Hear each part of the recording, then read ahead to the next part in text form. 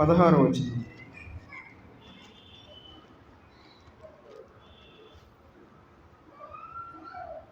అందరం కలిసి చదువుకున్నాం.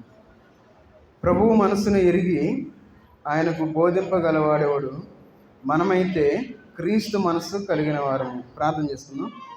మహోన్నతుడైన దేవా, సర్వాధికారి అయిన దేవా, నీకు వందనాలు తండ్రి. ఈ మధ్యాహ్నకాల సమయంలోనైనా మీ పాసందరూ చేరి ఆరాధించుకోవడానికి, స్థుతించుకోవడానికి మీరు ఇచ్చిన కృపను బట్టి వందనాలు చెల్లించుకుంటూ ఉన్నా తండ్రి. మీ బలలో పాలుపంపులు పొందబోచుండగానైనా మీకు వాక్యం ద్వారానైనా మమ్మల్ని పరీక్షించుకొని యోగ్యులుగా బలలో పాలుపంపులు పొందడానికి తగిన సహాయం దయచేయండి. చదవబడిన వాక్య భాగాన్ని దీవించి ఆశీర్వదించండి తండ్రి. మాకు కావాల్సిన ఆత్మీయ ఆహారం మాకు దయచేయండి. మీకు ఆత్మను మాకు తోడుగా ఉంచి నడిపించమని యేసుక్రీస్తు వారి నామంలో ప్రార్థించి అడిగి వేడుకుంటున్నాం తండ్రి. ఆమేన్. ఇక్కడ మనం చదువుకున్న వాక్య భాగాన్ని మనం పరిశీలించినట్లయితే కొరింథీ పత్రికతో మొదటి కొరింథీయులు రాసిన పత్రిక 2వ అధ్యాయము 16వ వచనంలో ఒక మాట చెప్తా ఉన్నారు. ఏమనంటే, ప్రభువు మనస్సును ఎరిగి ఆయనకు బోధింపగలవాడెవడు, మనమైతే క్రీస్తు మనస్సు కలిగిన వారము. ఎవరు? కొరింథీలో ఉన్న సంఘానికి అపోస్తలుడైన పౌలు చెప్తా ఉన్నారు. మనమైతే, నా వైపు చూడాలి, పిల్లలు ఆడుకుంటారు, మళ్ళీ వాళ్ళ పని వాళ్ళదే, మన పని మనదే. మనమైతే క్రీస్తు మనస్సు కలిగిన వారము. ఈరోజు మనం యేసుక్రీస్తు వారి మనస్సు ఎలాంటిది అని మనం చూద్దాం. క్రీస్తు మనస్సు ఎలాంటిది, యేసుక్రీస్తు వారు మనస్సు ఎలాంటిది, మన మనస్సు ఎలాంటిదంటే, ఒకవేళ 1 ఎకరం పొలం రాసిస్తున్నారంటే మనం ఏం చేస్తాం అనుకుందాం. గవర్నమెంట్ మారింది, 1 ఎకరం పొలం వేస్తున్నారు, అప్లికేషన్ పెట్టాలి అంటే మనం ఏం చేస్తామంటే మన దగ్గర ఉన్న వాళ్ళందరికీ చెప్పి అందరిని తీసుకెళ్ళిపోతాం. అందరిని తీసుకెళ్ళి వీలైతే అందరికీ ఒక ఫామ్ తీసుకొచ్చి మనం ఇస్తాం. ఎందుకు ఇస్తాం? ఎకరం పొలం ఇస్తున్నారు కదా, అది అప్లై చేసుకుంటే అందరికీ తల 1 ఎకరం పొలం వచ్చింది, బాగుంటారు అని. అవునా కదా? ఎందుకు? అందరూ బాగుండాలి అంటే మనసు అంటే ఒక మనిషి మనసుని తెలుసు అంటే ఎరిగిన వారం. మనిషి మనసుని తెలుసుకోవచ్చు, ఎట్లా ఉంటే మంచిది అని. అయితే దేవుని మనసుని మనం ఎట్లా తెలుసుకోవాలి? దేవుని మనసుని మనం అసలు దేవుని మనసు ఎట్లా ఉంటుంది? దేవుని మనసు ఎరిగిన వారు ఏం చేస్తారంటే వారి కుటుంబాలతో దేవుని యొక్క సన్నిధిలో ఉంటారు. మన మందిరంలో మేము 3 కుటుంబాలు, తర్వాత మన నాగరాజు గారు, తర్వాత ఇంకెవరన్నారు, కుటుంబాలుగా దేవుని సన్నిధికి వచ్చేది 4 కుటుంబాలు కనబడినాయి అంతే మన మందిరంలో. మరి ఇప్పుడు నేను అడుగుతా ఉన్నా, మరి మిగతా వాళ్ళం మరి మన కుటుంబాన్ని ఎందుకు దేవుని సన్నిధికి తీసుకురాలేకపోతా ఉన్నాం? అయ్యో వాళ్ళు మా మాట వినరు అంటారా? వినకపోతే ప్రార్థన చేయాలి, వాళ్ళ కోసం బాధపడాలి. ఎంత బాధ! మన కుటుంబం పరలోకంలో మనందరం కలిసి ఉండాలి.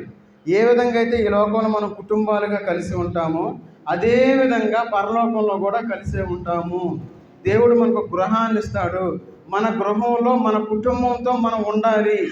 అందుకోసం మనం ఏం చేయాలంటే దేవుని యొక్క సన్నిధిలో మనం మన కుటుంబం కోసం శ్రమపడాలి, వాళ్ళని రక్షించుకోవడం కోసం. అది దేవుని మనసు తెలిసిన వాళ్ళు అట్లా చేస్తారు. మరి దయ్యం మనసు అంటే లోక మనసు కలిగిన వాళ్ళు మనం ఏం చేస్తాం?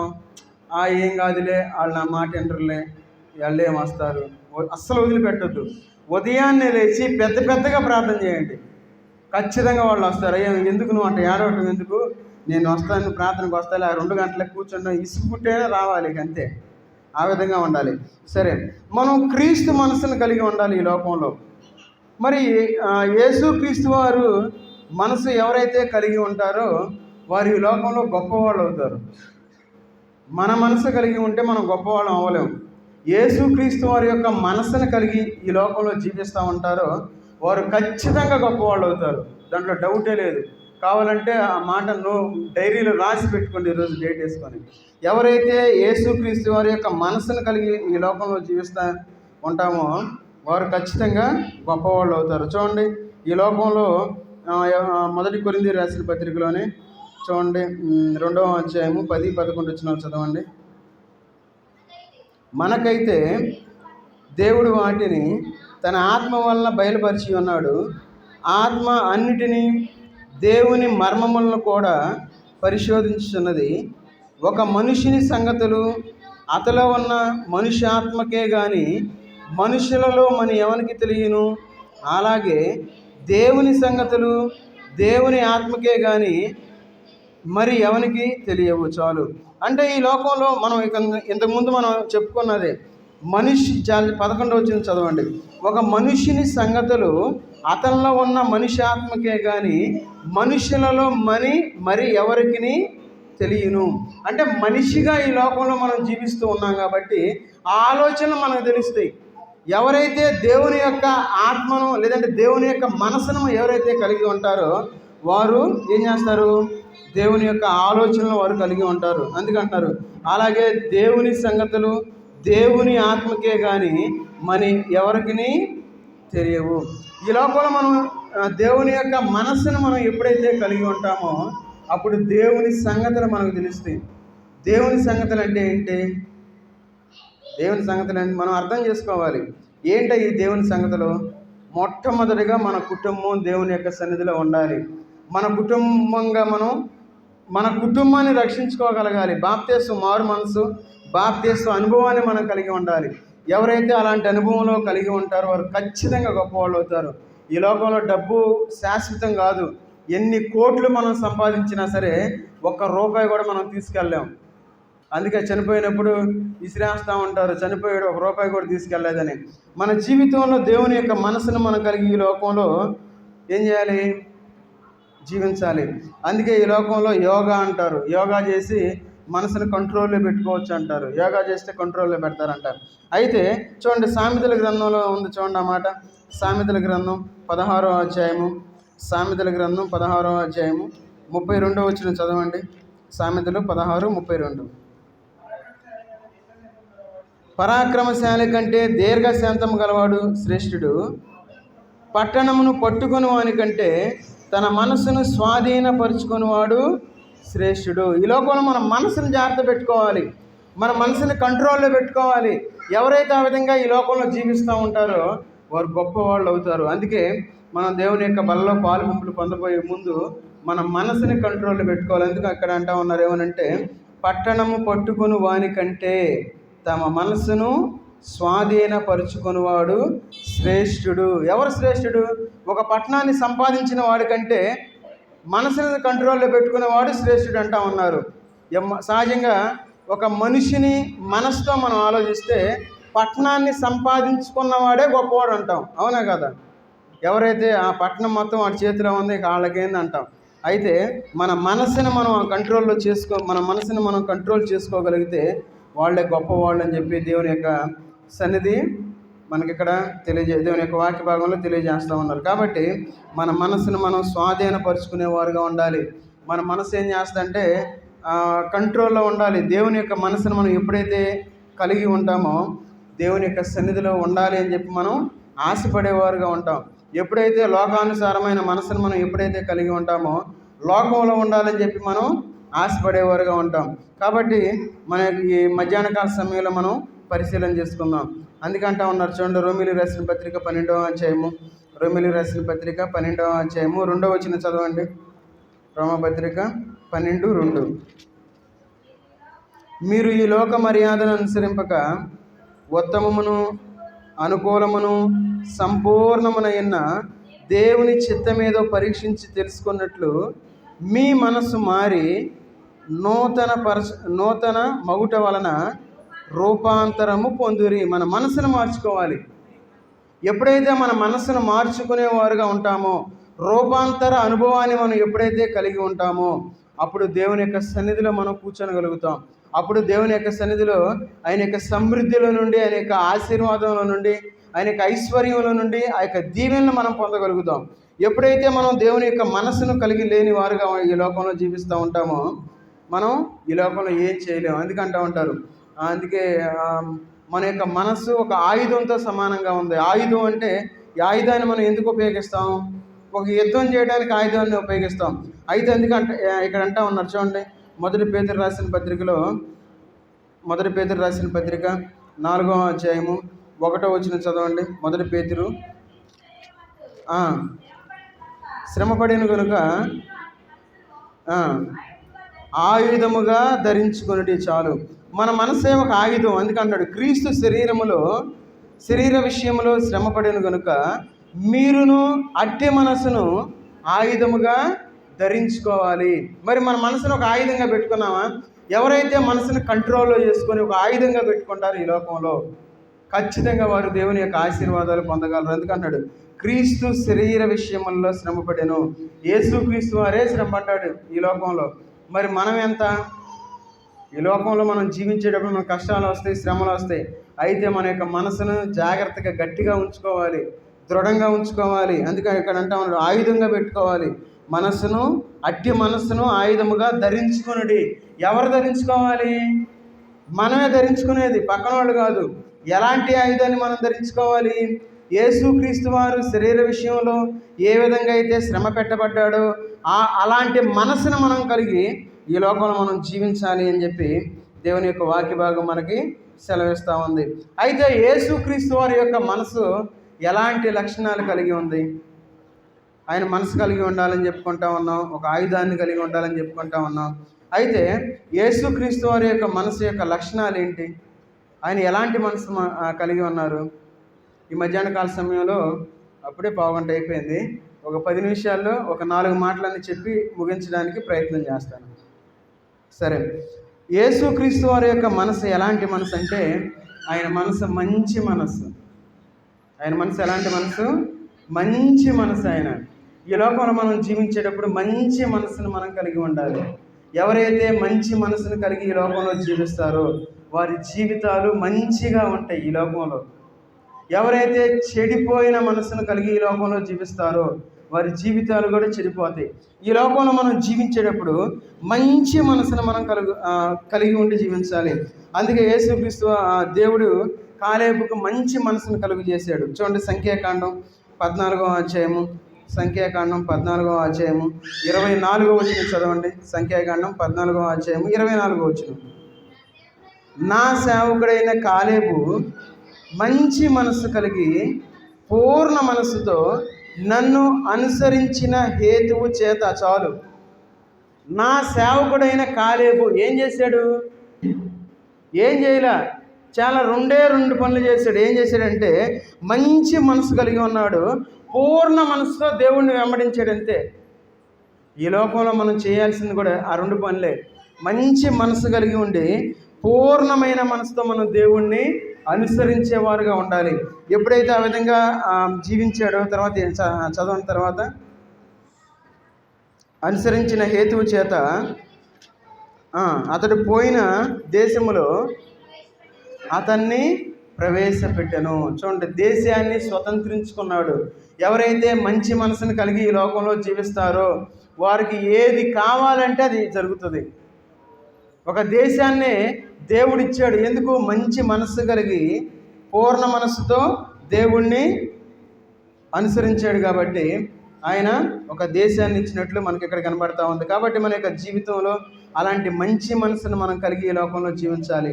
ఇంకా మన మనసు చెడిపోయిన మనసుగా ఈ లోకంలో జీవిస్తూ ఉంటే ఒకసారి మనం పరీక్ష చేసుకుందాం.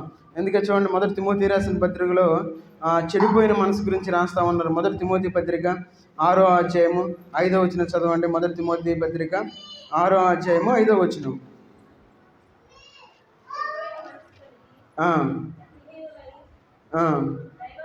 దైవభక్తి లాభ సాధనమనుకొను మనుష్యుల వ్యర్థ వివాదములను కలుగుచున్నది. చూడండి, చెడిపోయిన మనసు కలిగి ఈ లోకంలో మనం ఎలాంటి మనసు కలిగి ఉండకూడదంటే చెడిపోయిన మనసు మనకు ఉండకూడదు, మంచి మనసును మనం కలిగి ఉండాలి.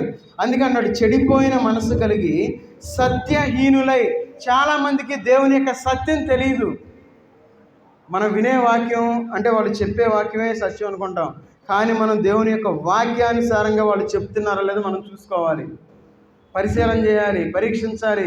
ఒకవేళ వాళ్ళు చెప్పేది తప్పు అయితే వాళ్ళ నుండి మనం దూరంగా వెళ్ళిపోవాలి అంతే. ఎందుకంటే దేవుడు మనల్ని ప్రేమించి ఆయన ఎన్నో గ్రంథాలు రాసి పెట్టాడు. అవి ఇంకా ట్రాన్స్లేట్ కూడా చేయలే. ఆ గ్రంథాలు వాళ్ళ భాష ఏదో తెలియక అవన్నీ చుట్టి మ్యూజియంలో పక్కన పెట్టారు. ఎన్నో గ్రంథాలు ఉన్నాయి. మా దేవుడు పరలోకాన్ని గురించి రాశారు. ఇప్పుడు అంత్య దినాల్లో ఏ విధంగా జరుగుతుందని 264 గ్రంథాలు రాయించి పెట్టాడు. ఎజ్రా చేత 264 పత్రికలు కాదు గ్రంథాలు రాయించాడు. దేవుడు మన మీద ఎంతో ప్రేమ పెట్టుకున్నాడు. అయితే అపవాది ఏం చేస్తూ ఉందంటే వాటిని మన దగ్గరికి రానివ్వాల. ఎందుకంటే వాటన్నింటిని మనం తెలుసుకుంటాంగా. తెలుసుకుంటే మన జ్ఞానం తెలిసిపోద్ది, ఏంది అసలు కరెక్ట్ ఏదో తెలిసిపోద్ది. తెలియక ఏమైందంటే మనకు ఒక 66 పుస్తకాలు మన చేతిలో పెట్టేసి ఇదే అని చెప్పి పెట్టేశారు. ఎంత చరిత్ర ఉందంటే మధ్యలో జరిగిందంతా ఉంది, మొత్తం ఉంది మన జీవితంలో. అందుకే అన్నాడు ఇక్కడ, చెడిపోయిన మనసు కలిగి సత్యహీనులై. సత్యము అనేది మనకు తెలియట్లే. సూర్యుడు ఎట్లా వస్తాడు, ఎట్లా అస్తమిస్తాడు, చంద్రుడు ఎట్లా వస్తాడు, వాటిని అవి ఎట్లా వెళ్తాయి అని కూడా ఉంది ఆ గ్రంథాల్లో. అవి ఇచ్చా కొంతమందికి ఆల్రెడీ ఇచ్చా. వాళ్ళు చదివితే వాళ్ళకి అర్థం అయింది, ఆ చదివిన వాళ్ళకి తెలిసింది. ఈ సత్యాన్ని మనం తెలుసుకోవాలి. కాబట్టి ఈ లోకంలో మనం ఎందుకంటే చూడండి, సత్య విషయమై దైవభక్తి గొప్ప లాభ సాధనమై ఉన్నది. అంతేనా? సంతృష్టి సహితమైన దైవభక్తి గొప్ప లాభ సాధనమై ఉన్నది. కాబట్టి ఈ లోకంలో మనం జీవించేటప్పుడు సంతృష్టిగా మంచి మనసుని మనం కలిగి ఈ లోకంలో జీవించాలి. చెడు మనసుని ఎవరైతే కలిగి ఈ లోకంలో జీవిస్తారో వాళ్ళ జీవితంలో వాళ్ళు తృప్తిని చూడలేరు, వారి జీవితంలో లాభం లేని వారుగా ఉంటారని చెప్పి మనం అర్థం చేసుకోవాలి. అందుకే చూడండి, మన యొక్క మంచి మనసు అంటే చూడండి, లోకాసు వార్తలో మనం చూడవచ్చు. లోకాసు వార్త 8వ అధ్యాయము 15వ వచనం చదవండి. లోకాసు వార్త 8వ అధ్యాయము 15వ వచనం. మంచి నేల నుండి విత్తనములను పోలిన వారెవరనగా యోగ్యమైన మంచి మనస్సుతో వాక్యము విని దాన్ని అవలంబించి ఓపికతో ఫలించువారు. మనం ఫలించాలి అంటే ఓపిక కావాలి. ఒక చెట్టు పెరగాలి, పెరిగిన తర్వాత దానికి కాయలు రావాలంటే ఓపిక కలిగి ఉండాలి. మా ఇంటి దగ్గర చెట్టు పెద్ద ఉసిరి చెట్టు ఉంది. దాన్ని పెట్టి 5 సంవత్సరాలు అయింది. చూసిన వాళ్ళందరూ అది కొట్టేసేయమన్నారు. ఆ చెట్టు ఇంకేముందిలే, కాయలు రావులే, కొట్టేసేయండి అన్నారు. నాకైతే కొట్టబుద్ధి కాల, కొట్ల దాన్ని. సరే అని చెప్పి దానికి రోజు నీళ్ళు పోతా ఉన్నా. నీళ్ళు పోసి రోజు దాన్ని చూస్తూ ఉన్నా, ఏదైనా కాయలు కనపడుతుందా అని చెప్పి. కరెక్ట్గా దాని ఫస్ట్ కాయ నాకే కనపడింది, ఇంతలా వచ్చి కనపడింది, పెద్ద ఉసిరిగా. చూడగానే నాకు సంతోషం అనిపించింది మనసుకి. ఎందుకు ఈ మాట చెప్పానంటే, ఒక చిన్న కాయ వస్తేనే మనం సంతోషపడితే మరి మన జీవితంలో మనం అభివృద్ధి చెంది మనం దీవించబడిన వారుగా ఉంటే ఈ లోకంలో దేవుడు ఎంతగా సంతోషిస్తాడు. కాబట్టి దేవుడు మంచి మనసును కలిగి ఉన్నాడు. ఎందుకన్నాడు, మంచి మనసుతో వాక్యం విని దానిని అవలంబించి ఓపికతో ఫలించువారు. ఓపిక అవసరం మనకి. మనం ఈ లోకంలో ఓపిక లేని వారుగా జీవిస్తూ ఉన్నాం. ప్రతి చిన్న విషయానికి మనం ఏం చేస్తాం, తొందరపడేవారుగా ఉన్నాం. చాలా జాగ్రత్తగా ఉండాలి, చాలా జాగ్రత్తగా ఉండాలి. ప్రతి చిన్న విషయానికి మనం మన యొక్క వ్యక్తిత్వాన్ని మనం పోగొట్టుకునేవారుగా ఈ లోకంలో మనం జీవించకూడదు. అందుకే మొట్టమొదటిగా యేసుక్రీస్తు వారి మనసు ఎలాంటి మనసు అంటే మంచి మనసు అని మనం అర్థం చేసుకోవాలి. రెండవదిగా యేసుక్రీస్తు వారి యొక్క మనసు ఎలాంటి మనసు అంటే ఆయన మనసు నమ్మకమైన మనసు అయింది. ఎలాంటి మనసు అంటే నమ్మకమైన మనసు. ఎందుకంటే చూడండి, నెహెమ్యా గ్రంథం 9వ అధ్యాయము బైబిల్లో మనం పరిశీలన చేద్దాం. నెహెమ్యా గ్రంథం 9వ అధ్యాయము 7-8 వచనాలు చదవండి. యెహోవా అబ్రాహామును ఏర్పరచుకొని కల్దీయుల ఊరు అను స్థలమునందు నుండి యువతలకు అతన్ని రప్పించి అతనికి అబ్రహామును పేరు పెట్టిన వాడవు నీవే. అతడు నమ్మకమైన మనస్సు గలవాడని ఎరిగి కనానీయులు, హిత్తీయులు, అమోరీయులు, ఫెరీజీయులు, యెబూసీయులు, గిర్గాషీయులు అనువారి దేశమును అతని సంత వారికి ఇచ్చినట్టు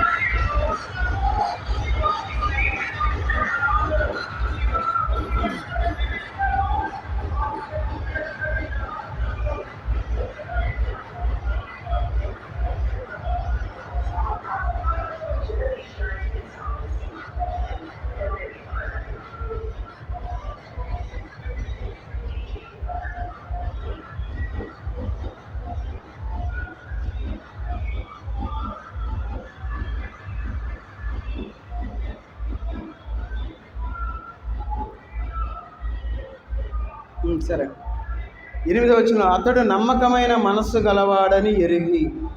ఈ లోకంలో చూడండి, ఎక్కడి వరకు ఎందుకు, అంబేద్కర్ గారు రాజ్యాంగాన్ని ఇచ్చారు కదా, ఎంత నమ్మకంగా ఉన్నారు, ఎంత ఒక పండగలాగా చేస్తూ ఉన్నారు. మరి యేసుక్రీస్తు వారు ప్రాణాన్ని ఇచ్చారు అనే విషయాన్ని మనం గమనించలేకపోతా ఉన్నాం. యేసుక్రీస్తు వారు మన కోసం చనిపోయారు, ఆయన తిరిగి లేచారు, ఆయన మన బాధలు తీసివేస్తాడు, ఆయన మన చింతలు తీసివేస్తాడు, మన కుటుంబ పరిస్థితులు మానివేస్తాడనే విషయాన్ని మనం మర్చిపోయాం. చూడండి, చిన్న విషయం, ఎంత నమ్మకమే, మంచిదే కాదంటలా, కానీ యేసుక్రీస్తు వారు మనం చేసిన దాన్ని మనం మర్చిపోయి రాజ్యాంగం రావటం మంచిదే, రాజ్యాంగం ద్వారా లబ్ధి పొందిన మాట మంచిదే, చాలా మంచిది కాదంటలా. అయితే దేవుణ్ణి మనం ఎందుకు వదిలిపెట్టాలి? చూడండి, నమ్మకమైన మనసు కలిగి జీవించారు ఎవరు? అబ్రహాముగా మార్చబడ్డాడు. ఎందుకంటే అబ్రహాము అనేది 3 అక్షరాలు, అబ్రహాము అనేది 4 అక్షరాలు. దేవుడు పేరును కూడా దీవించాడు ఆయన, దేవుడు దీవించి పేరు కూడా మార్చేశాడు ఆయన. అదేవిధంగా ఈ లోకంలో మనం ఒక గొప్ప ఉన్నతమైన స్థితికి వెళ్ళినప్పుడు ఏం చేస్తారంటే, ఉదాహరణకి పౌలు రాజు అనుకోండి, నా పేరు పౌలు రాజు కదా, పౌలు రాజు గారు అంటారు, మంచి ఉన్నతమైన స్థితిలో ఉంటే. అవునా కదా? దేవుని పని చేస్తున్నప్పుడు ఏమంటారు? పాస్టర్ గారు అంటారు. అవునా కదా? ఎందుకు వచ్చింది ఆ మాట? అయ్యా సేవకుడు అంటారు. ఎందుకు? దేవుని పనిలో ఉన్నాం కాబట్టి. అంటే దేవుని పనిలో ఉన్నాం కాబట్టి అదొక మాట. ఏది? సేవకుడు, పాస్టర్ గారు, పౌలు రాజు గారు. అవునా కదా? ఇవన్నీ అంటాం మనం. అంటే ఒక స్థితికి మనం వచ్చిన తర్వాత, దేవుడు మన ఆశీర్వదించబడిన తర్వాత మన పేరు కూడా మారిపోద్ది ఆటోమేటిక్గా. ఒకళ్ళు సుబ్బమ్మ అన్నారనుకోండి, సుబ్బమ్మ గారు అంటారు. కలెక్టర్ అయిందనుకోండి, సుబ్బమ్మ గారు కలెక్టర్ అయ్యారు అంటారు. అవునా కదా? మన జీవితంలో మార్పు రావాలి, మన కుటుంబంలో మార్పు రావాలి.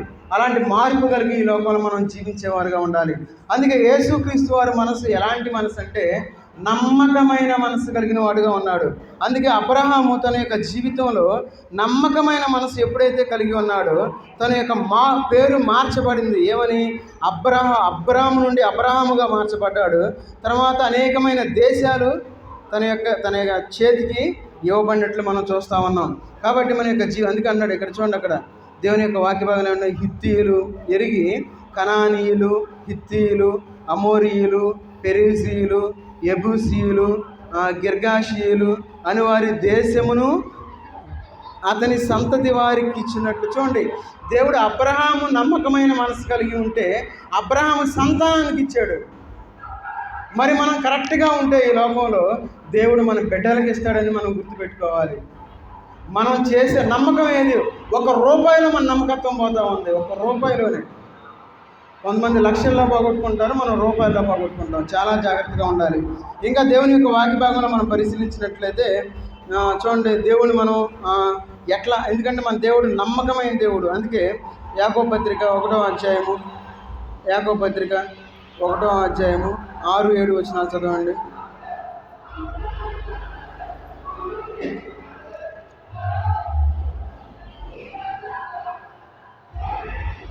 అయితే అతడు ఏమాత్రమును సందేహింపక విశ్వాసంతో అడగవలను.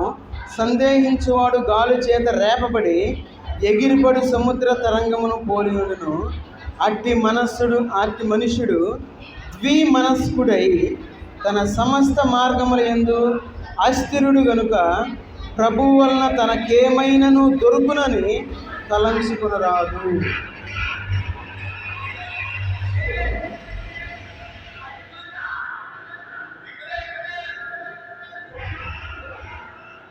చూడండి, ద్విమనస్కుడై, ఎవరైతే నమ్మకమైన మనసు కలిగి ఉండరో వాళ్ళు ద్విమనస్కులు.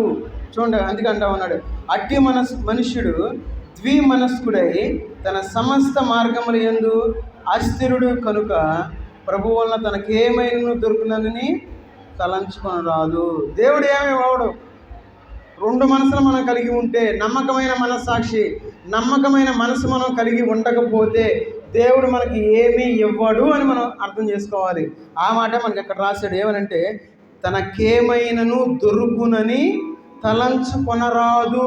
అయ్యా మీకు ఏమీ రాదు, మీరు 2 మనసులు కలిగి ఉన్నారు కాబట్టి మీకు ఏమీ రాదు అని చెప్పి ఇక్కడ మనకి సెలవిస్తూ ఉన్నారు. కాబట్టి మన యొక్క జీవితంలో నమ్మకమైన మనస్సును మనం కలిగి లోకంలో జీవించాలి. ఎందుకంటే మన దేవుడు నమ్మకమైన దేవుడు అని చెప్పి మనం గుర్తించాలి. మూడవదిగా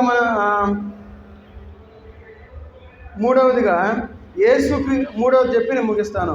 యేసుక్రీస్తు వారి మనసు ఎలాంటి మనసు అంటే స్థిరమైన మనస్సు కలిగిన వాడు ఆయన.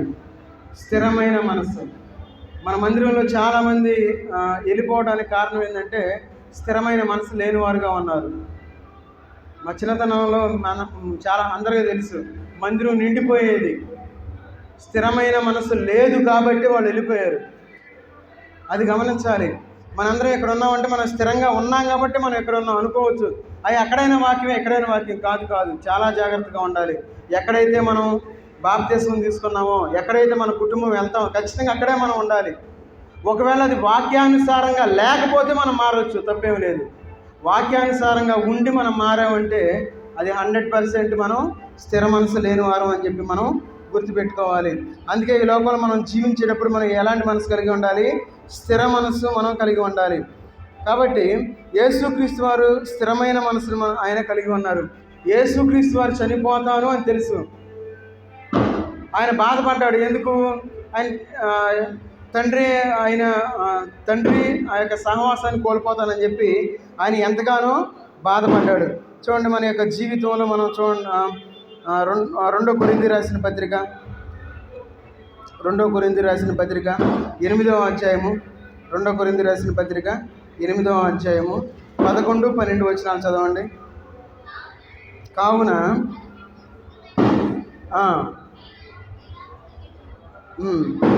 అలాగే మీ కలిమి కొలది సంపూర్ణ అగినట్లు మీరు ఆ కార్యములను నెరవేర్చుడి. మొదట ఒకడు సిద్ధమైన మనసు కలిగి ఉంటే శక్తి నుంచి కాదు కానీ కలిమి కొలది ఇచ్చినది ప్రీతికరమగును. మన జీవితంలో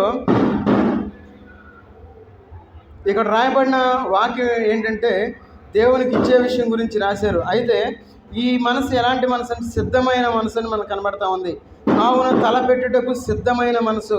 దేవుని యొక్క పరిచర్య చేయడానికి మనం సిద్ధ మనసు కలిగి ఉండాలి. దేవుని యొక్క పరిచర్యలో మనం పాలుభాగస్తులు అవ్వాలి. ఒకవేళ మనం ఆయన పరిచర్యలో మనం పాలుభాగస్తులయ్యే సిద్ధ మనసును మనం కలిగి ఉండాలి. చూడండి, ఎఫెసీ రాసిన పత్రిక 6వ అధ్యాయము 15 వచనం చదవండి. ఎఫెసీ 6:15. పాదములకు సమాధాన సువార్త వలనైన సిద్ధ మనసు జోడు తొడుక్కుని నిలవబడుడి. ఏం జోడు తొడుక్కోవాలి? మనం సిద్ధ మనస్సును జోడు తొడుక్కోవాలి. మనం రెడీగా ఉండాలి దేవుని పని కోసం. అయ్యా నేను రానులే అనకూడదు. దేవుని పని విషయంలో మనం ఎట్లా ఉండాలి? సిద్ధ మనస్సు అనే జోడు తొడుక్కోవాలి. ఎప్పుడైనా రెడీ అని చెప్పి మనం ఆయన యొక్క పనిలో మనం ముందుండేవారుగా ఉండాలి. అందుకే చూడండి, చివరిగా చూడండి, దానియేలు గ్రంథం 9వ అధ్యాయము 3వ వచనం చదవండి. దానియేలు గ్రంథం 9వ అధ్యాయము 3వ వచనం. ఆ వాక్యం చదువుకొని మనం ముగించుకున్నాం. బూడిద తలపైన వేసుకొని ఉపవాసం ఉండి ప్రార్థన విజ్ఞాపనలు చేయుటకై ప్రభువగు దేవుని ఎదుట నా మనసును నిబ్బరము చేసుకుంటుని. ఎవరు? దానియేలు గారు. ఎందుకు నిబ్బరం చేసుకున్నాడు? నిబ్బరమైన మనసును కలిగి ఉన్నాడు. ఎందుకంటే యేసుక్రీస్తు వారు నిబ్బరమైన మనసును కలిగి ఉన్నారు. ఎందుకు నిబ్బరమైన మనసు కలిగి ఉన్నారంటే దానియేలుకు తోడై ఉన్నాడు యేసుక్రీస్తు వారు. సింహం దగ్గరికి మనిషి వెళ్తే ఏం చేస్తుంది? చక్కగా నవ్వులేస్తుంది, ఎముకలతో సహా నవ్వులేస్తుంది. మనిషిని పాతి పెడితే ఏం జరుగుతుందంటే ఎముకలు మిగిలిపోతాయి. ఎముకలు అంత తొందరగా భూమిలో కలిసిపోవు. ఎందుకు? గట్టిగా ఉంటాయి ఎముకలు వరకే. అయితే ఎముకలు కూడా కొరగలిగేంత శక్తి దేనికి ఉంది? సింహానికి ఉంది. అలాంటి సింహం సైలెంట్గా ఉందంటే దానికి కారణం ఏంటి? దానియేలు తీసుకొచ్చి సింహం గుహలో పడేశారు. సహజంగా అయితే ఆ సింహం ఏం చేయాలంటే పైకి ఎగిరి దానియేలును పట్టుకొని చీల్చి తినేసేయాలి. సింహాలు ఒకటి కాదు, అక్కడ సింహాలను. మరి ఆ పని చేయలే. ఏం జరిగింది అక్కడ? చెప్పండి, త్వరగా చెప్పాలి. నా వైపు చూడాలి. ఏం జరిగింది? ప్రార్థన చేయొద్దు, నా వైపు చూడాలి. కొంతమంది ప్రార్థన చేస్తున్నారు, ముగిస్తాను, అయిపోయింది. దానియేలు పక్కన యేసుక్రీస్తు వారు ఉన్నారు అక్కడ. అందుకే సింహాలు సైలెంట్ అయిపోయాయి. యేసుక్రీస్తు వారు ఉండి వాటిని కంట్రోల్ చేశారు. ఆ షడ్రక్, మెషక్, అబేద్నెగో ఏం చేశారు? అగ్నిలో పడేశారు. సహజంగా అగ్ని ఏం చేయాలి? దహించి వేయాలి. యేసుక్రీస్తు వారు వారితో పాటు ఆ యొక్క మంటల్లో తిరుగుతూ ఉన్నారు. మంట అనేది శ్రమ. మన శ్రమలో యేసుక్రీస్తు వారు మనకు తోడుగా ఉంటారు అని మనం అర్థం చేసుకోవాలి. అది అర్థం అవ్వడానికి యేసుక్రీస్తు ఆ దేవుడు ఆ కార్యాన్ని జరిగించాడు. ఒకవేళ దేవుడు మనం మంటల్లో పడవేసినా సరే యేసుక్రీస్తు వారు మనకు తోడుగా ఉంటారు అని చెప్పి మనకు తెలియటం కోసం అది మనకు రాయించి పెట్టారు అక్కడ. సేమ్ షడ్రక్, మెషక్, అబేద్నెగోని ఏ విధంగా అయితే మంటల్లో వేశారు, అదే విధంగా అబ్రహామును కూడా వేశారు. అయితే ఇప్పుడు మనం వాడే బైబిల్లో రాయలే. బైబిల్ సొసైటీ వాళ్ళు దాన్ని దీంట్లో పెట్టలే. అది వేరే ఆ గ్రంథంలో రాయబడి ఉంది. అయితే అబ్రహాముతో కూడా యేసుక్రీస్తు వారు నడిచారు అక్కడ. అబ్రహాము కూడా ఎలాంటి ఆ యొక్క వేడి తగలకుండా కాపాడాడు. చూడండి, మన దేవుడు ఎంత గొప్ప దేవుడు. విగ్రహానికి పూజ చేయలేదనే ఆ యొక్క విగ్రహానికి పూజించాలి. అబ్రహాం ఎదురు తిరిగాడు, ఆ తండ్రికి ఎదురు తిరిగాడు. ఏమని? నేను ఎందుకు దానికి దండం పెట్టాలి ఆ యొక్క విగ్రహానికి అని చెప్పి అడ్డం తిరగటం వల్ల రాజుగారికి తెలిసింది ఆ విషయం. ఏంది ఇట్లా అంటారని చెప్పి రాజుగారి దగ్గరికి వెళ్తే వాళ్ళకున్న శాసనం ఏంటి?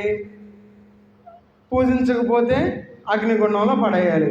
అదే విధంగా అబ్రహాం తీసుకెళ్ళి అక్కడ పడేసారు. యేసుక్రీస్తు వారు తోడుగా ఉన్నారు అబ్రహాంకి.